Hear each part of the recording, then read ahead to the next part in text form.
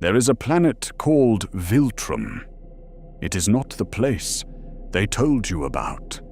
It is not a world of heroes.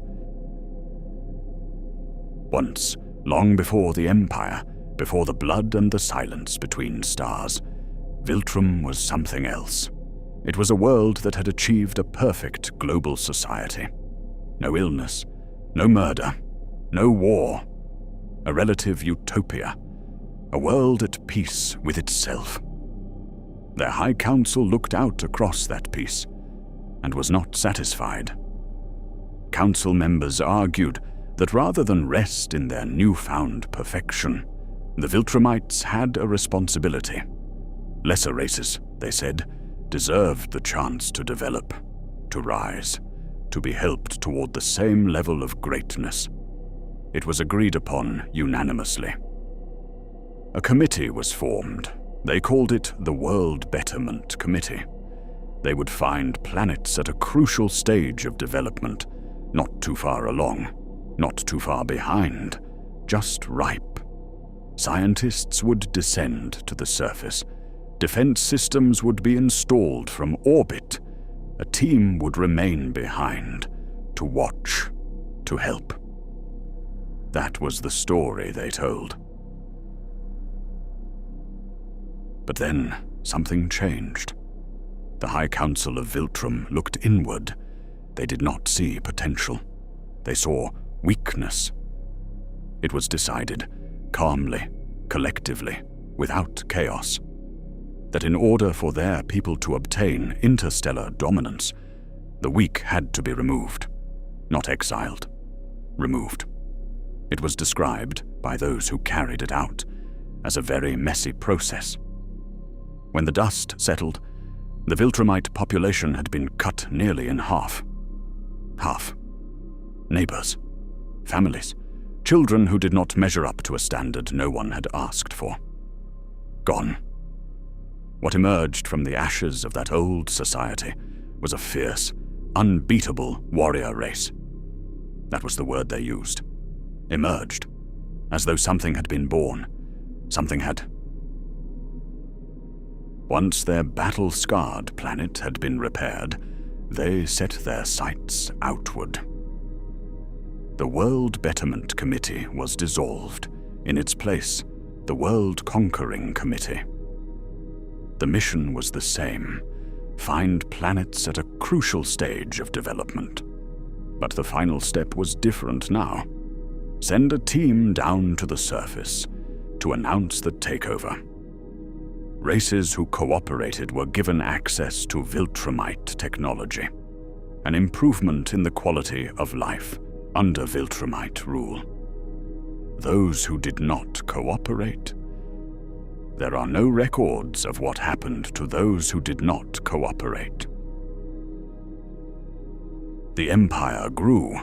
Civilization after civilization was added to it. The conquering became the most popular profession on Viltrum. One Viltrumite, a soldier who would later be known to one small planet as Omni-Man, rose through its ranks quickly.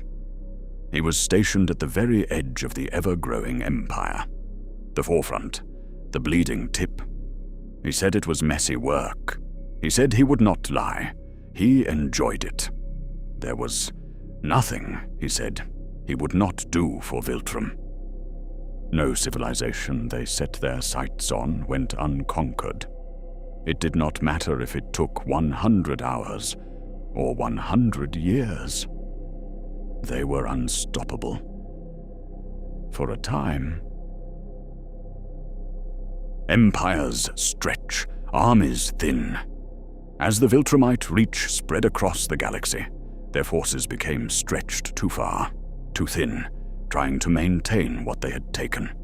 Expansion slowed, then stopped. A new strategy was needed. Rather than arrive in large numbers and take a world by force, their highest-ranked officers would be sent alone, embedded, hidden. They would acclimate to the planet's environment, become a member of its society. Over time, years, decades, centuries, they would survey the world, weaken it, ensure it could not defend itself. Then it would be theirs. For 500 years it would belong to whichever Viltrumite was stationed there. A reward, a privilege, for all their hard work. The Viltrumites do not age as other creatures do. The older they grow, the slower they age. A Viltrumite soldier can live for thousands of years. And under Viltrumite law, even now, if a flaw is detected in an individual, they are to be executed at once. It is legal. To kill the weak on Viltrum is legal. If the loser of a fight is killed, then he was weak, and he deserved to die. The winner is awarded a medal for strengthening the Empire. There is a species called the Unapans.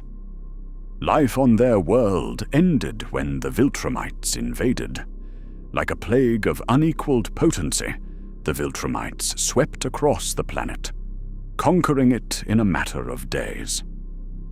The Unapans who escaped fled their world and scattered across the stars. Breeding camps were formed on distant outposts. Children were produced in a factory environment. Family structure collapsed. Social behavior broke down. An entire civilization reduced to a survival program. And still the Empire expanded. The Viltrumites began to enlist the races they had conquered to help conquer others. Not as equals, as tools. A great power struggle was quietly forming at the farthest reaches of space. Other worlds, those who had survived, began to unite, to gather enough strength to stop Viltrumite expansion. But the Viltrumites were so strong individually that they were considered virtually unstoppable. No one had ever heard of a Viltrumite abandoning their post. No one had ever heard of one defying the Empire. Until they did.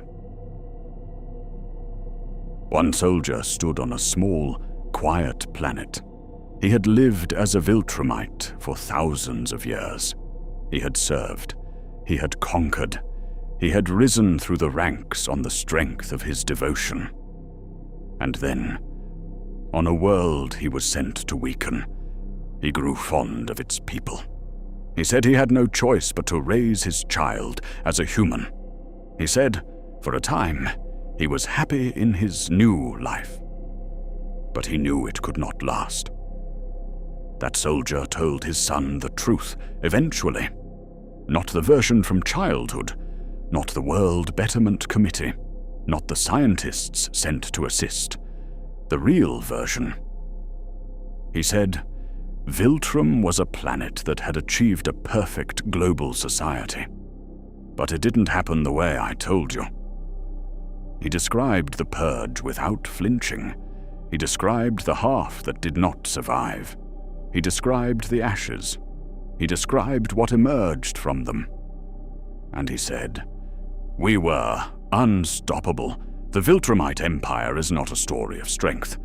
It is a story of what strength becomes when there is no one left to question it.